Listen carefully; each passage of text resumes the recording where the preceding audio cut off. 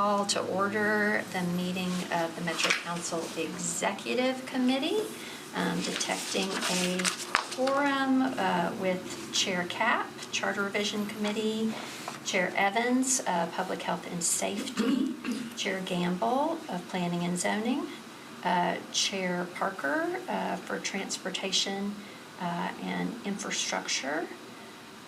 We have a few members that are out of town, and perhaps one or two others that we know may be joining us a little bit later. All right, so this is our fourth meeting of this kind of cohort of chairs and for our executive committee.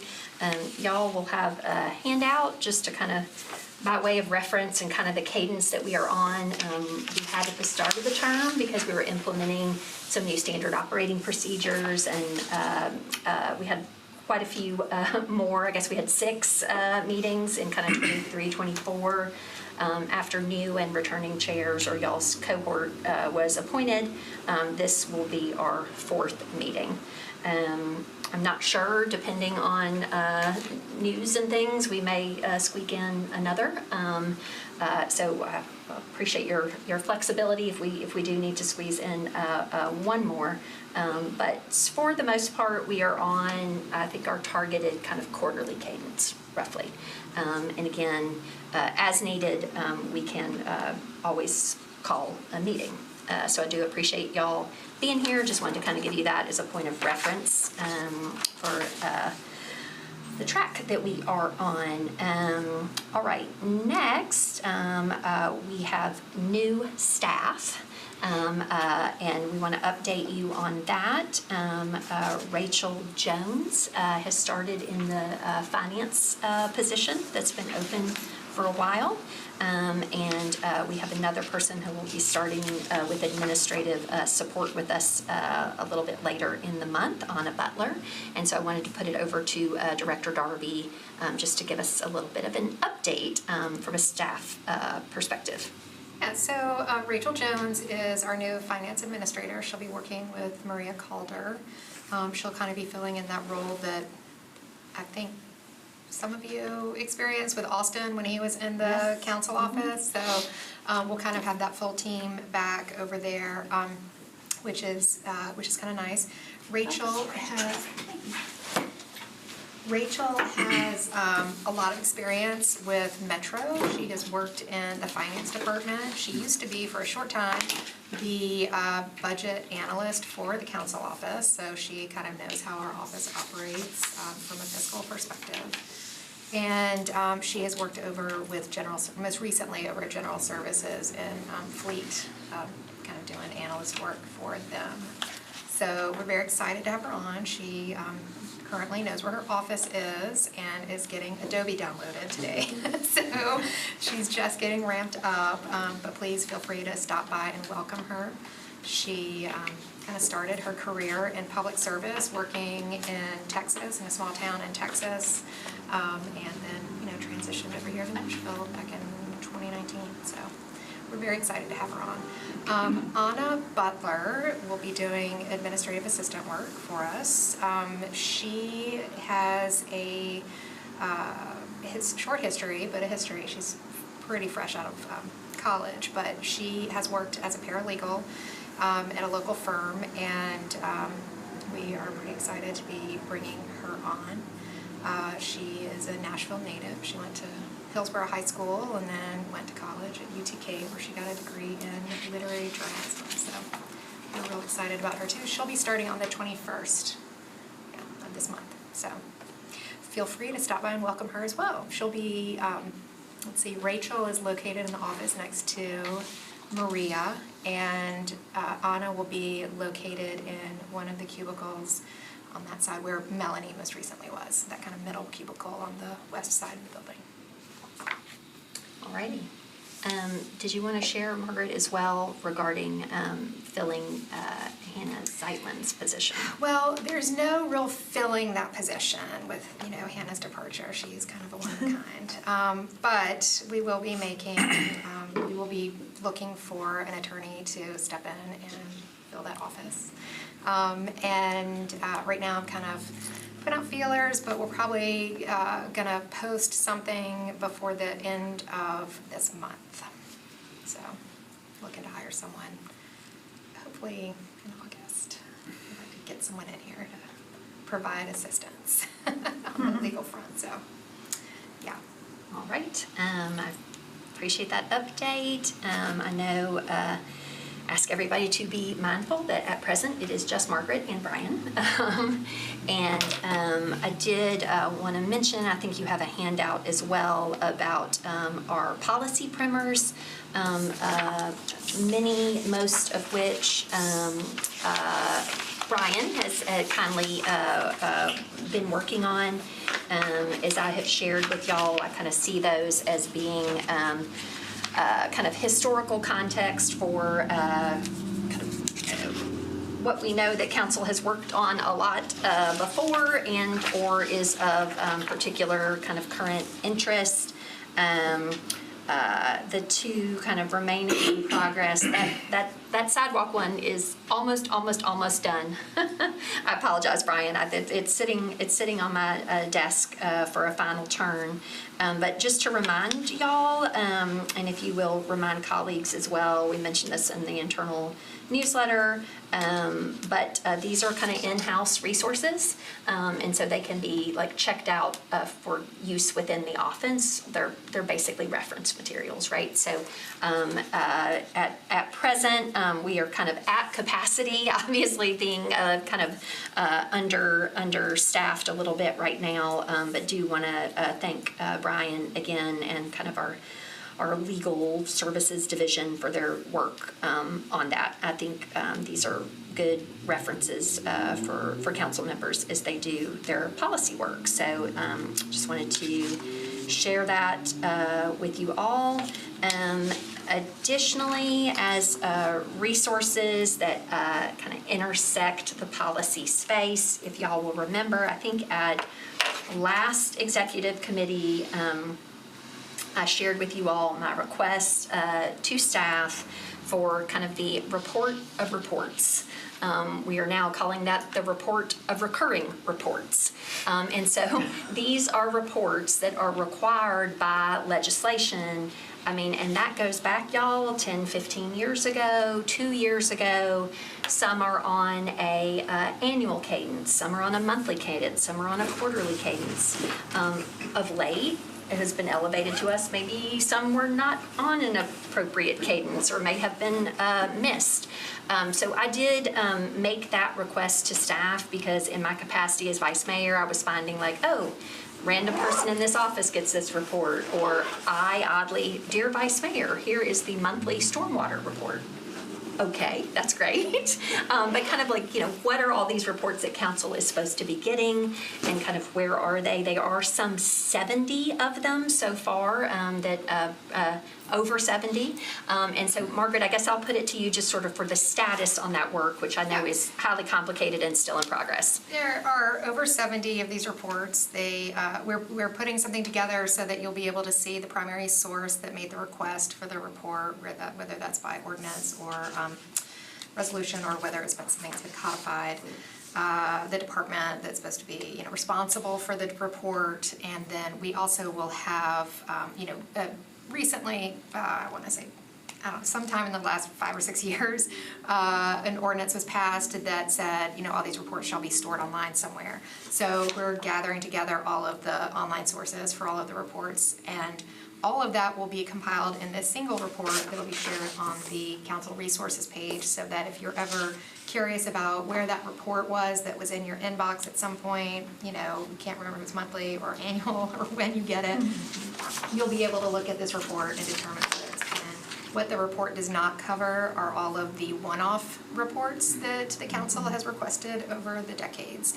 And so, you know, one came in recently, I think this week, from General Services about LEED buildings or, you know, building performance, which is a great report, dashboard and everything, but that's not a report that's recurring, and it's also not something that technically is required to be sent to council. It's just a report that was required by council to be made and published online. So there, all of those types of reports will not be included in the report on recurring. It's the report on recurring reports, the RRR, the 3R. Our report.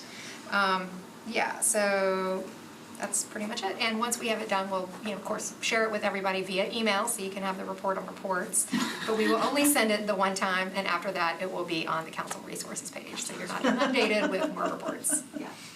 Dave Becker, did you want to be recognized? Yeah. I believe you just answered it, but this would be like a public-facing Yes. database of stuff. You don't Yeah. need to be on the SharePoint. Cool.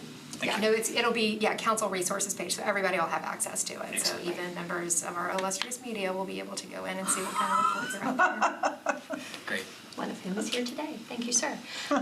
Yeah, so I would encourage you all to keep kind of looking back at that council resources page. We really have aggregated a whole lot of things there. You all may have seen, we got in our inbox maybe a week ago, some reports from TACIR, right? TACIR, that acronym. So there's a link out on the council resources page to the TACIR reports, right? Because those intersect often with our policy work. So we really have tried to aggregate in that one place, whether it's kind of there or via link out, like a real kind of, policy council work resources page. So thank you for your work on the report of recurring reports, and we look forward to its completion soon. Okay, this is my recurring reminder to chairs or request to please like and share our social media. Whether that is, everything is on a fairly standard cadence, right? In advance of our meetings. It shares when the committee reports are. It has links to live streams of our meetings. There is sort of a voice-over. Here's where you go to find the Legistar agenda. We do have kind of a standard repeat of how Council Connect works, how Legistar works. So any of that stuff, if y'all can, in your leadership capacity, please be mindful of kind of sharing that through your platforms. I would be grateful. Melanie on our team has been working really hard on that and has been looking every Monday to see, after 9 months of trying to be in touch with Meta, if we could adjust our naming convention, right? Because sometimes accounts have been previously claimed by other entities, so we were trying to get them all to be Nashville MCO, Nashville Metro Council Office. There is another Metro Council elsewhere in the world. Sometimes people wonder why we just don't say #Metro Council and everything, but we now have our Facebook page with the appropriate naming convention, and so I think we are still awaiting, our Instagram can be Nashville MCO, but you can still find it now at Nash MCO. So look for good content there, and please share. We still have our Blue Sky handle secured. We are waiting, I believe, Margaret, can you speak to that? Like the Public Records Commission had to update some of the retention policy before that can launch. Yeah, I'm not entirely sure what has transpired with Public Records Commission, but it's my understanding that they have done what they need to do in order to move forward.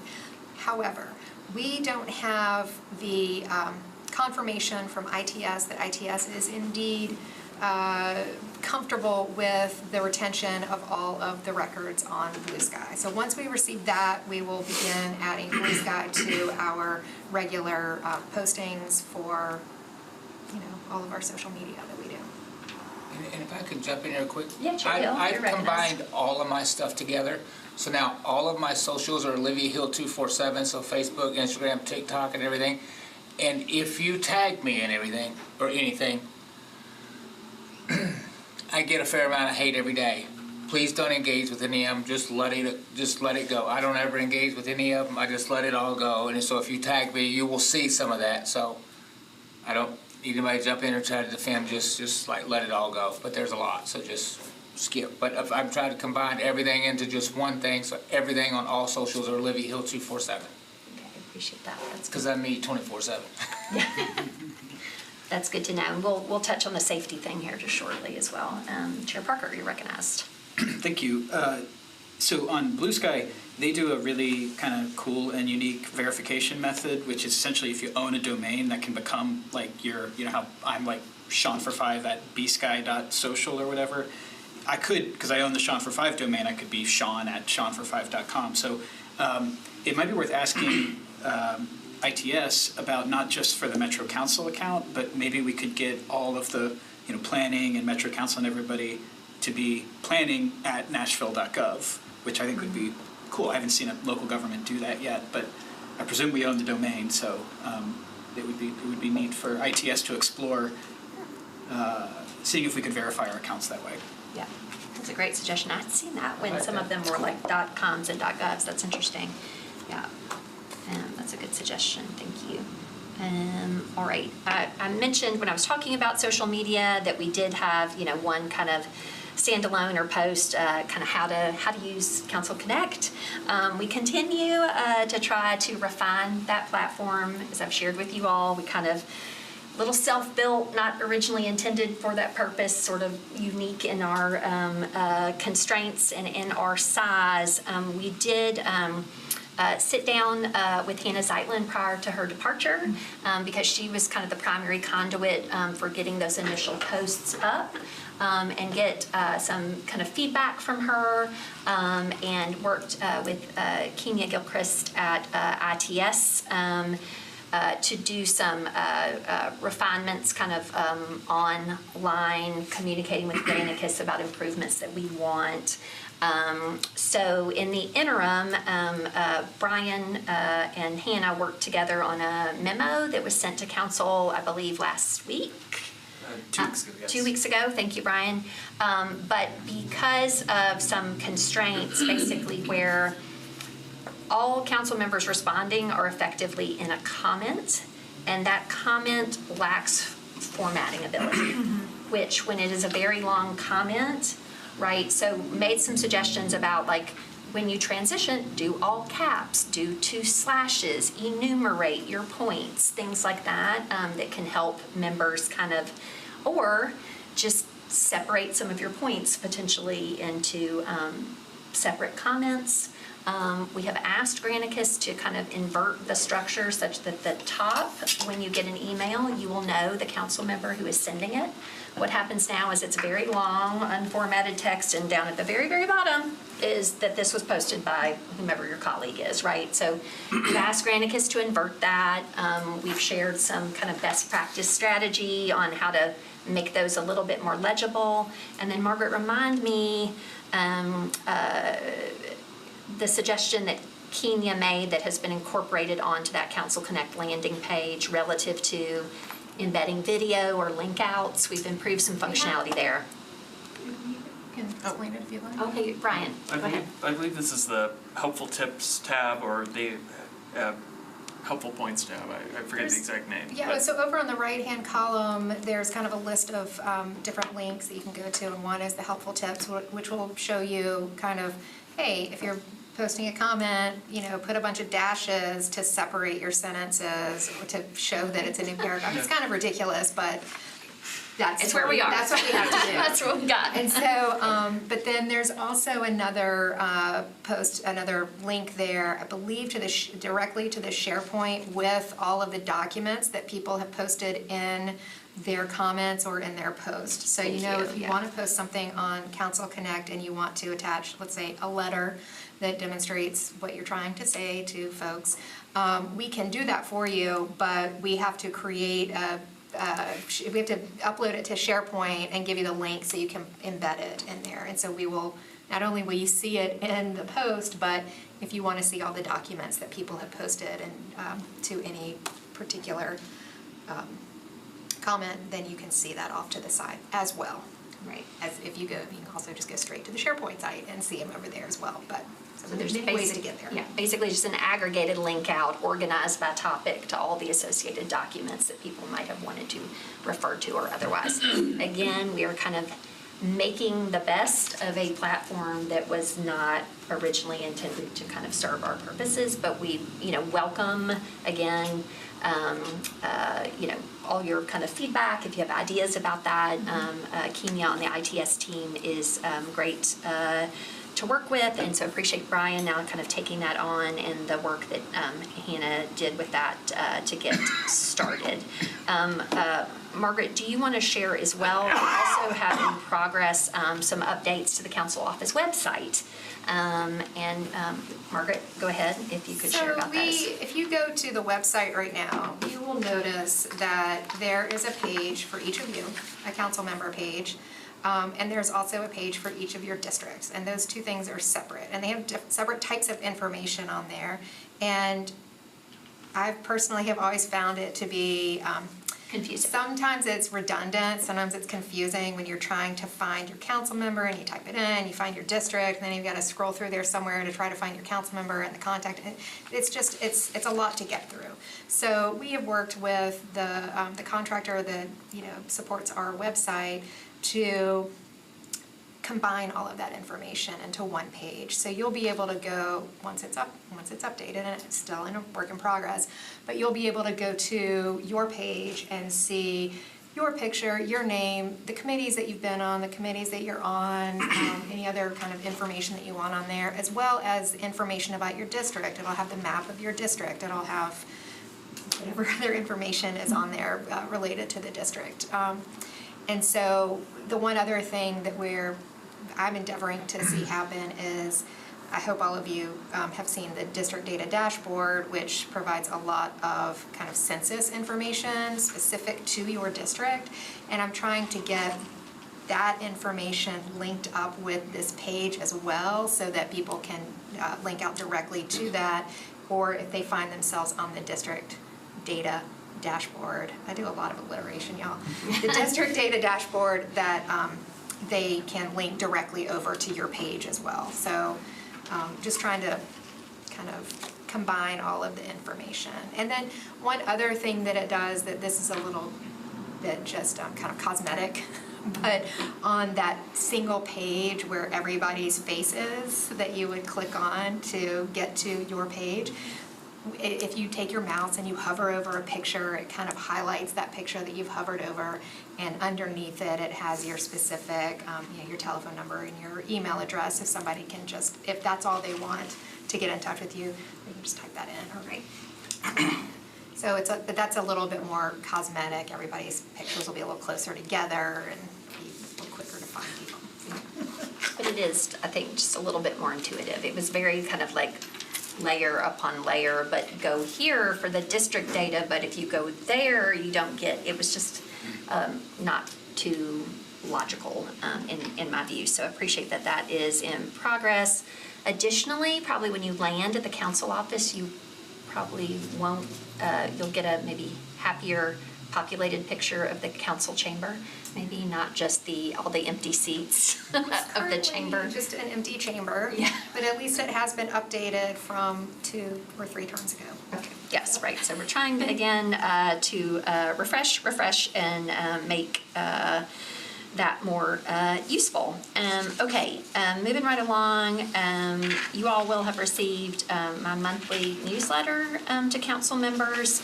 That lands before the first meeting of each month on a Sunday morning. So please do look for your inbox. Sometimes that goes to other or not your focused inbox or otherwise. And so in that newsletter lately, we have highlighted a variety of resources that also live on that resources page, or you can inquire with the office. That is our Metro historical brochure, our Metro Council 101. Ms. Gamble just presented that to the CUPS youth group, and I know other council members have presented it. This is just basically, Government 101 Council. I will be presenting this along with Pro Tem Sepulveda on Thursday to the Metro Action Power Youth interns. So in addition to broadly in the community, that summer internship program that the Metro Action Commission administers, all the folks who are within Metro departments for their summer are invited to come and join us. This will be the second year that they're coming to join us. So we're excited to have them. And so we have like a variety of resources depending on your age group, right? Like we have a word search and a Metro government flag and just a variety of things that we hope will be helpful to you at the request of this committee and other council members. And we ask, again, that there be a very kind of tight nexus of civic education, right? But if you are meeting with a Boy Scout troop, we now do have, a sticker and some pencils and things like that. So that is not like I have a community meeting, give me 100 pencils. Like it needs to have sort of a civic educational purpose. We also have a new resource that basically is a combination of our roster with the composite of all our faces and districts and the map and our Metro Council webpage lookup, the council district lookup. So that's going to go to that website place where Margaret was talking about. So when we have our Power Youth interns, we're going to provide them with this one pager. So they're good for guests or groups that you're going to. This is not, again, get a stack of 100 of these for your community meeting, right? Because if it's a community meeting that you're hosting, your constituents already know who you are. But maybe when there's the Southeast community meeting and there's 5 different council members and at-large are going to be present as well, that collective thing, this might be a good resource to share. So we just ask that everybody be kind of frugal and prudent in your use of these resources, but these are all new, y'all, these brochures and these 101s. So go ahead, Chair Gamble. I just wanted to brag on you and the council office for that presentation. I used it again last week for the Dr. Catherine Brown Leadership Academy over at the courthouse, and for the second time I was told that this is the best explanation of council that the adults and the students had ever seen. These were college level students, so just kudos, thank you for putting that together. It's a great resource. I recommend if you have an opportunity to use it, please do. It's great. That's great. Thank you, Chair Gamble. We get a lot of really good feedback about that, and just, again, trying to kind of show the work, share the work. I think we've really had, as a hallmark of this term, youth engagement. And we were trying to be really intentional in that. And so to that end, you all will have received from Margaret, I think last Tuesday, from Pro Tem Sepulveda. She shared with you all kind of a best practices memo for interns. If you might have an intern with you in the summer. Again, that is not a program that this office has the capacity to host or administer for a body of 40 people, but we are all about making sure we can provide kind of best practice guidance as well. We have kind of 2 opportunities that we are piloting. Vanderbilt University and the Political Science Department reached out to me because they were getting so many asks and requests from students who were wanting to work in our office or with council members. And so in an effort to be responsive to that, I did invite them to kind of pilot something, get me a proposal. Right now, they've got a reasonable kind of geographical focus. Mr. Cash is the council member for Vanderbilt, so that seems to be a good place to start. They're going to kind of see how that goes, put together a proposal again to be administered by them, but the hope would be that that could scale somewhat. And then it might be a template for other area universities, Fisk, TSU, Belmont, Tribeca, again, to be administered by that university with some guidance from us. But I hope that is responsive to both through Pro Tem Sepulveda's memo and the efforts that are in progress. As well, Chair Cap, do you want to share about your internship that you have coordinated with the law school, if you want to go ahead? Yes. So I was talking with some folks at Vanderbilt Law School, and I think depending on how our court process plays out, at least potentially in the Charter Revision Committee, we may have a year with a little bit of extra needs in terms of research and resource development. And so they have approved an externship for a law student to receive course credit. They're not gonna devote a ton of time. I think it's like the equivalent of one class, so something like 8 hours a week or something. But that is not something that's been placed and decided, but the externship is approved and students are supposed to apply for it. So we'll see who does and if any of that works out. But that is a resource that could be available to us, and I hope it is. I hope we don't really need it, but I hope that we get some good applicants. Well, That's really awesome. yeah, and I think that, again, could be a potential template, right, for somebody in the law school with an externship that's assigned specifically to a committee, right? Chair Cap is anticipating some potential, extra work in that committee, maybe. But again, depending on how that goes, we're wanting to make sure we're kind of piloting, figuring out best practice, and then is that replicable for other committees. Okay, also on memos, you will have received today from Director Darby an update to the safety memo regarding kind of what to do if you receive hateful or threatening communication.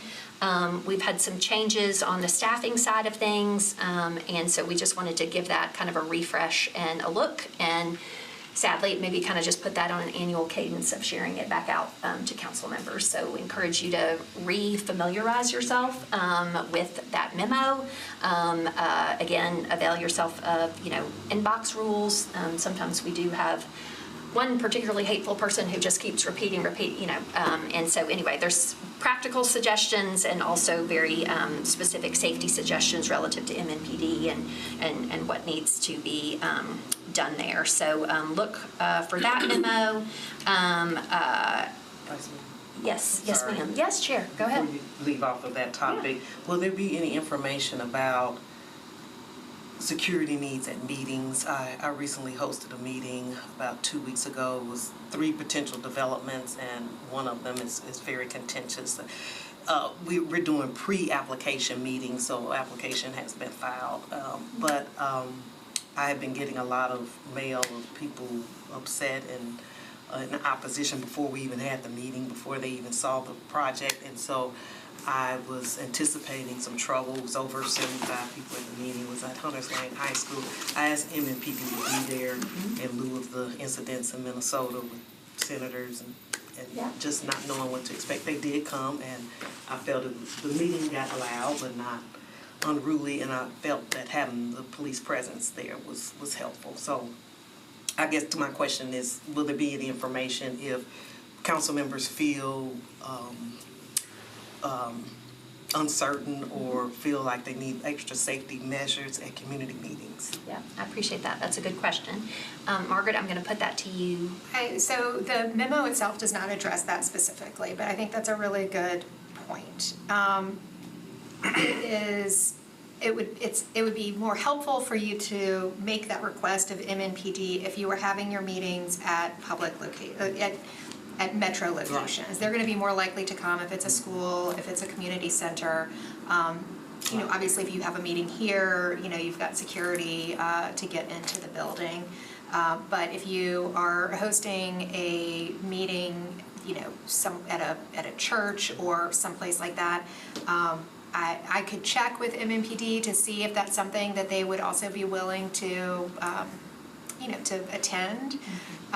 But really, it's best practice for you to hold your meeting at, I know the police precincts. We've, back when last term we had county-wide meetings at several police precincts, and that was, helpful for security purposes. So that's kind of. But obviously, if there is a very, specific threat, you always want to go straight to MNPD. The memo does address that, and so. As does the email. I mean, the most important takeaway, if you read nothing else, when there are a lot of really good tips in there, a whole bunch of resources at the back there, but the main takeaway is if you feel that your, physical safety or someone that is in danger, you call 911. You don't read the memo. You call 911. I mean, so, and also, this is something that I've heard, and I'm gonna butcher his title, his position, but is Lieutenant Green or Captain Green? I'm not entirely sure. I get those positions wrong all the time. But, he's indicated that in light of what's happened in Minnesota, and this is also in the memo, it's updated in the memo, and it's in the email in case you don't read the memo. But if a police officer comes to your home and you are not expecting a police officer to come to your home and you feel uncomfortable, call 911 and they can confirm whether that officer is supposed to be there. I'm sure everybody knows what was happening in Minnesota. This man was showing up in a, security or police outfit, and, people opened the doors and tragedy happened, so we should avoid that. Yeah, so scary times and things to be mindful of. I think at last meeting, we shared with you all a specific sort of update and guidance for our Sergeant-at-Arms. That was not something that we had previously. The Sergeant-at-Arms is charged to use the AED. Our staff is mindful, if advised by you, with the Sheriff's Office and other folks, to, be well prepared for our meetings. At Councilman Parker's request, we have now added first aid kits into each kitchen on the council office side and in the clerk's kitchen. You will also see on that same door, it's identifying where those are, the apparatus in case, knock on wood, a colleague or somebody were to be choking. We have that apparatus in our kitchen as well from a safety perspective. So Roseanne Hayes on our team is specifically charged as far as kind of like general services and our building and the kind of protocols and practices and the safety of the facility. She represents the council office in that group. So if you ever have any questions, as y'all know, there were some cameras that were added to the P1 parking level. Sounds silly, but we had treads in the back stairwell that had tape on them and were kind of a tripping hazard, things like that. Just in that general safety space, please don't hesitate to make Ms. Hayes aware of that. Okay. On that note, can I Yes, just, ma'am. Yeah. for the 4th of July, when I showed up the 4th of July, somebody had actually parked their car in front of the arm that comes into the area. Is there, as stupid as it may sound, is it possible to get a do not park here sign hanging on it or something? I mean, because there was nobody there, and I waited 10, 15 It was minutes. somebody that worked there. That was the unfortunate part of it. Yeah, So they were I a just little- pulled up there and went to go inside. I've already heard about it. Yeah. But that doesn't usually happen. I don't know, that was Okay. just a one-time thing.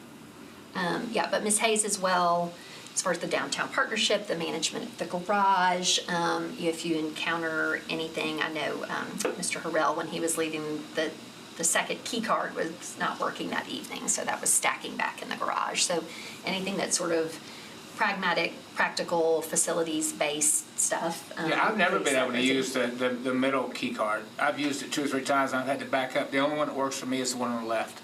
Okay, so let's. I was jealous of you when you used it. They're using the tall one, the real tall one? Yeah.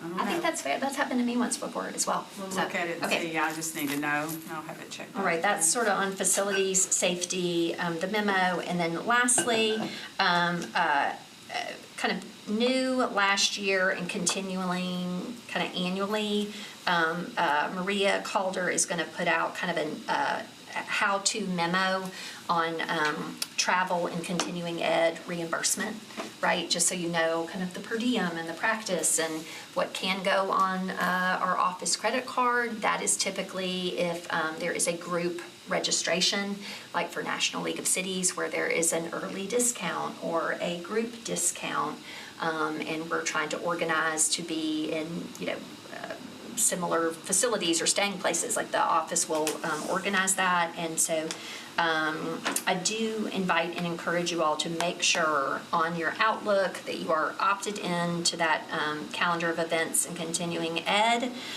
because it's going to have, so I think sometimes this gets positioned as, travel it's not always travel, right? It's webinars that are at no cost or low cost. Just added to the calendar this week was the Sycamore Institute's Housing Policy Summit, right? No travel involved, $75 early bird rate, tight nexus with the policy work that we do. You can find that on your Outlook continuing ed calendar with all the registration information, link outs, and so forth. I'm going to approve that as something that, that's kind of at my discretion for funds. But please don't hesitate for things like that intersect with your policy interest and policy work. It's not always, not that that's precluded, going to a convention or something on that. But so be looking for that memo from Maria. Please remember about the calendar to look for those opportunities. And then Rosie, can you share about National League of Cities? Because that's probably the next big upcoming one, and that'll kind of drop in your inboxes basically as a 1-2. Maria will give kind of like, here's how we do this. Reimbursement, practice, all that, whatever. And then Rosie will be sending about National League of Cities. Can you just share about that real briefly? Yes, it's going to be held November 19th to 22nd of this year in Salt Lake City, Utah. I will need to know whether you plan to attend by the end of July because we trying to get the best cost, the cheapest, rate and everything. So it's important that y'all let me know ASAP.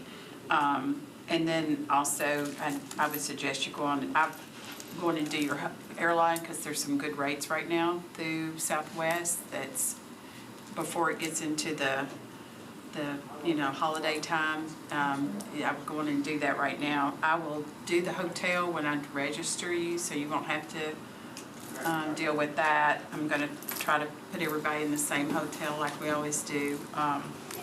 But there's a lot of training opportunities, so you need to look at when I send out the memo, to go in and look at that because there's a bunch of there's webinars, there's also different workshops and things that you might want to participate in that is catered to your needs. So that's important that you go back and look in that because I could talk to you it just goes on and on, it's so much. So. But just work with me the next few weeks and let's try to get that out so we can save money and get, our cheaper rates and stuff. So that'll be coming from Rosie, if not maybe tomorrow or the next day. As soon as the first memo goes out, then I'll back it up. So encourage y'all to attend that, and we will be hosting, Nashville will be hosting after Salt Lake City. So there will, wow. yeah. So That's super cool. Yeah, so there will be kind of some transition and promotional type things, where we will hopefully be there to represent Nashville and encourage folks to join us the subsequent year. So that'll should be an interesting convening. Okay. Vice Mayor? Yes, sir. Go ahead. Do we know the dates for when we're hosting? I don't know. We have not yet. It's usually in November, though. Yeah, Okay. it's about just shy of the third week of November, but not Thanksgiving, right? Which I guess is the last Thursday or that, yeah. It's usually the week before or the week after. Yeah. It's been all the way into December, but it's been only a couple of times, so it's usually in November. Cool.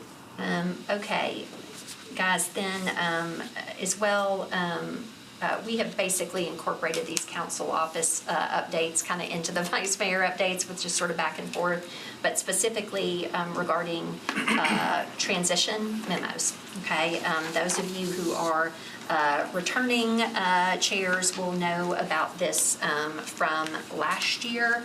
I am going to ask you all, again, it's a rough draft, but if you could please have a draft memo to me for my reference by the morning of July 16th, okay? So that's roughly in a week. Again, it can be very rough. Your final memo is not going to be due until August 26th, okay? And so this is just to help me understand as I consider chairmanships for next year, Anything that you think is very important for me to understand at this juncture relative to your chairmanship, things that are in progress. This is not like a sales pitch to retain your chairmanship, but again, it's very rough, kind of just for my eyes, but there will be a final memo that will be, I don't have my binder here, but it's on my desk, that will be kind of public facing, that will be given to the subsequent chair, things that you would, if you were to step into this chairmanship, what would you want to know is in progress, some of that context, right? As we have over the years historically churned through chairs with a large number of committees, we have lost a fair amount of institutional memory, right? We want to try to not drop balls, hold the through lines, be mindful of things that are in progress. And so there is no standard format for this memo, whatever is helpful to you to kind of organize the work that you've been doing. Again, it's in draft form for the 16th as we begin kind of conversations and looking at next year's chairmanships. But certainly we'll have ample time to finalize it and get it to be a product that you're pleased with. It's So July 16th. yes, ma'am. Yeah, that morning, please. Just because given vacations and different things, we're going to have to go ahead and kind of start working on that. And so I have got a document together with all of the memos, notices, elections, when things are due, because making those decisions relative to who might choose, to run for the election of planning and zoning or traffic and parking. So we really want to kind of get in front of that. I will have an outline for you all, but kind of first step is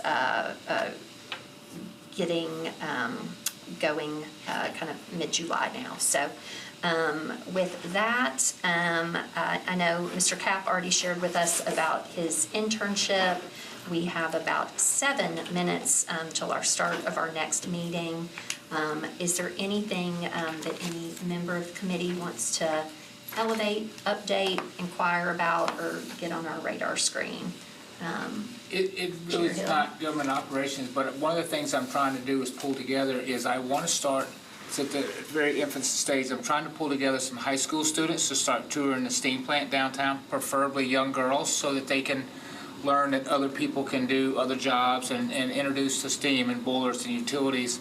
And so if any of you all have any resources that can help me kind of pull some things together and do that, I'd like to get some high school students and stuff to start touring the plant down there, maybe take a tour of the tunnel, and then work with maybe we can work something up with the school board to do something like regularly, quarterly, to take tours and stuff like that. I want to empower young girls that they can do other jobs than just other stuff. I appreciate that. So our school board chair, David Brom, is the liaison for MNPS and the school board, and I'm sure you'd be happy to assist you there. Any other chairs or members have updates, things they want to provide? This is, with the 6 minutes remaining, this is y'all's time. We are kind of casual, we've interjected along the way. So anything else y'all want to share? Any questions? I'll share that at the last Traffic and Parking Commission meeting, there was a lot of discussion about having a meeting that included the Bike and Pedestrian Advisory Committee, the Vision Zero Advisory Committee, NDOT, Traffic and Parking Commission, and the Transportation and Infrastructure Commission. So we're looking at doing that in the council chamber. I've reached out to 2 of the 4 major stakeholders that need to be reached out to for us to get that going. And the approach I'm going to take for scheduling that is, unfortunately, I'm just going to say department head and chairs. When are y'all available? And then everybody else, because it's 4 bodies.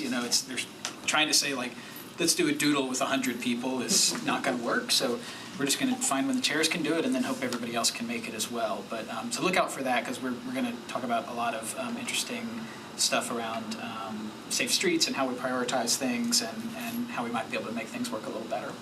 Okay.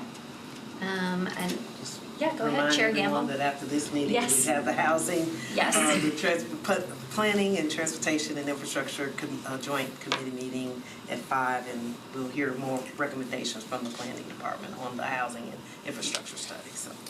Yes, so that is our hard stop because we know we've got that coming up, and you all will have received, I guess, some information from Brett Withers in the planning department that is related to that meeting. So I do appreciate y'all sending out a reminder to the council body. I think it's worth mentioning relative to staff heretofore. We're shooting rubber bands around. That Danielle was the primary contact for you all on staff as chairs relative to your agendas.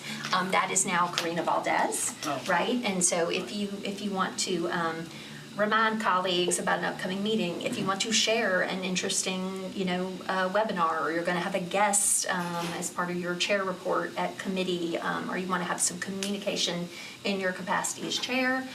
So like yesterday, Ms. Valdez sent a reminder, and she also linked in the associated documents for the edification of the larger body, right? So your go-to person on that now is Ms. Valdez.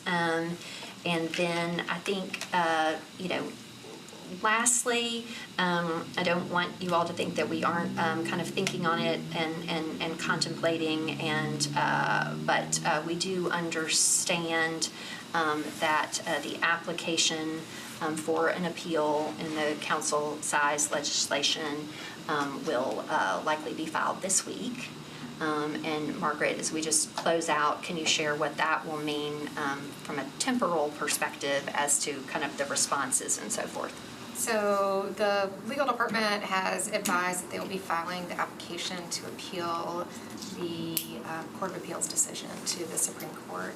The Supreme Court does not take up appeals without kind of a pleading to ask them to take up an appeal. It's not a by right appeal like a lot of the lower courts are.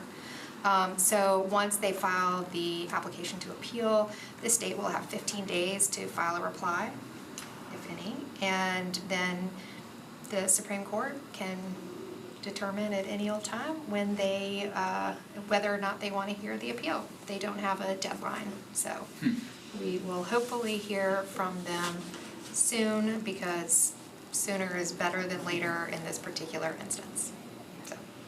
Right, but in an abundance of caution, kind of contingency planning for if this, what might, and so forth. So we don't want to get ahead of ourselves, but we are kind of prudently having conversations about, what we might need to do and what that timeline might need to be. And so I did want you all to rest assured that we are thinking about and working on that, but we don't want to get ahead of ourselves because we want to let the kind of the courts and the process run its course. So If I could ask just a real quick sure. question. Say if someone was in District 32 or whatever, and they're termed out, and we do get reduced to 20, can they still run for another district if the new district is, because now their district that they're in now will be, say, District 17? Or is it only 2 terms of any district level? For purposes of term limits, the charter says that any district position is a district position. Okay. So you can't